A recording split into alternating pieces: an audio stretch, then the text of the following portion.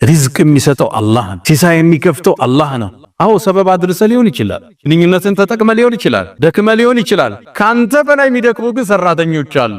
ያንተን ያህል ሪዝቅ የላቸው። እነማ ኡቲቱሁ ዐላ ዒልምን ዒንዲ። ይሄ ዝም ብሎ የመጣ ብር መሰላል። በቢዝነስ ጥበቤ፣ በግንኙነት ጥበቤ ሌት ተቀለፍቼ አሁን እንደሚባለው ስለ ሀብቱ ሲናገር ቻይና ወጠን፣ ዱባይ ተመላልሰን፣ በረሃ ወርደን አርሰን ወርቅ ቆፍረን እኮ ነው ያመጣነው ዝም የመሰለ ይላል። አንተ አዲስ አበባ ነው ያለው። ያንተ ወርቅ ቆፋሪዎቹ ግን ገጠር ነው ያሉት። እነሱ ካንተ በላይ የለፉን። የሰጠህ አላህ ነው። ወአተይና ሰጠነው አላህ።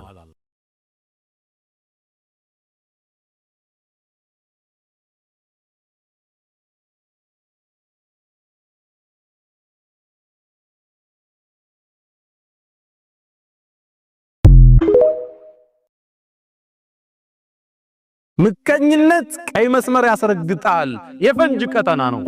ሐሲድ እንቅልፍ የለው። ሌላው ለበላው እሱ ይራባል። ሌላው ለነዳው እሱ ይቆጫል። ሁሌም አላህ ጋር ፍልሚያን ሕይወትህንም ሊያስከፍልህ ይችላል። በአባስያዎች ስሮ መንግስት ውስጥ በእስልምና ታሪክ ኡመውያ በኋላ አባስያ የምንላቸው መጥተዋል። አንድ ታዋቂ መሪ ነበር፣ ሙዕተስም ይባላል። አሙሪያ የምትባለውን ከተማ ጦር አዘምቱ የከፈተ ትልቅ ንጉሥ ነው። ታዲያ እሱ ዘንድ አንድ ገጠሬ ተወዳጅ ሆነ። ይቀርባል፣ ያጫውተዋል። ንጉሡ ወደደ፣ ያቀርበዋል። እሱን በጣም ሲያቀርበው የተመለከተ አንድ ሚኒስትር ይህን ሰው እንዴት ነው ከዚህ ማርቀው ብሎ ወሰነ። ከዛም ቤቱ ጋበዘው። ነጭ ሽንኩርት የበዛበት ምግብ አዘጋጀለት፣ እንዲሸታፉ ማለት ነው። በጣም አበላው። ከዛም ምን አለው፣ ማታ ወደ ንጉሡ ስትሄድ የነጭ ሽንኩርቱ ሽታ ንጉሡን እንዳያውከው አፍህን እባክህ ዘጋርጋ አውራው አለው። ተስማማ። ታዲያ ሚኒስትሩ ቀድሞ ወደ ንጉሡ ገብቶ ነበርና ንጉሥ ሆይ ታሪኮን እየሰሙ ነው አላቸው። ምን ተፈጠረ?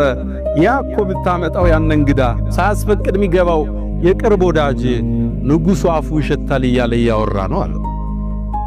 ተበሳጨ ሙዕተስም። እኔ ባቀረብኩት እኔን ከባድ ነው ለነገሥታት ይሄም መባል።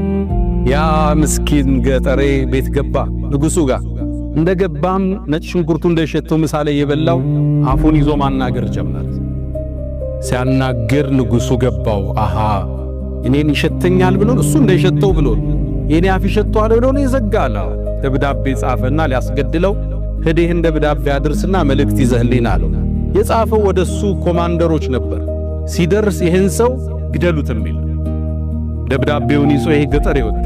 ሲወጣ ሚኒስትሩ አገኘ።